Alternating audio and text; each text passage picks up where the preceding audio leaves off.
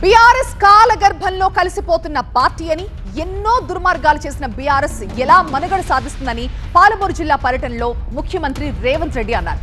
ఎంతో మందికి అవకాశాలు ఇచ్చిన అద్భుతమైన పార్టీ టీడీపీ అని, కొందరి కుట్రల వల్ల తెలంగాణలో టీడీపీ సమస్యలు ఎదుర్కొంటోంది అన్నారు సీఎం రేవంత్.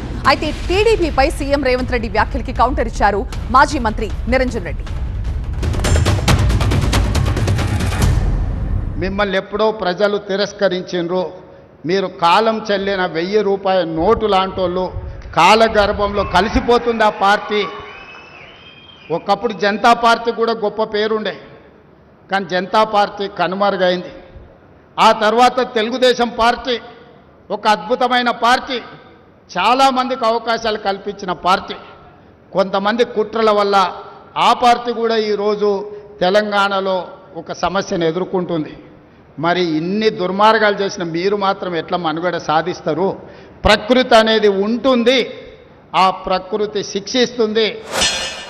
అరే ఆ పార్టీలో ఇంత బాధపడిపోతున్నాడు. చంద్రబాబు నాయుడికే బాధ లేదు. మేము ఏదో ఆంధ్రప్రదేశ్కి పరిమితం అవుతాం. ఒక చారిత్రక క్రమంలో తెలంగాణ విషయంలో మా నిర్ణయం తప్పైపోయింది, మేము అక్కడ ఉంటామని ఆయన ఒకనొక సందర్భంలో ఇంటర్వ్యూలో కూడా చెప్పిండు. హుందాగా అయిపోయింది అన్నట్లు, ఎవరి ప్రాంతం వాళ్ళు చూసుకుందాం అన్నట్లు.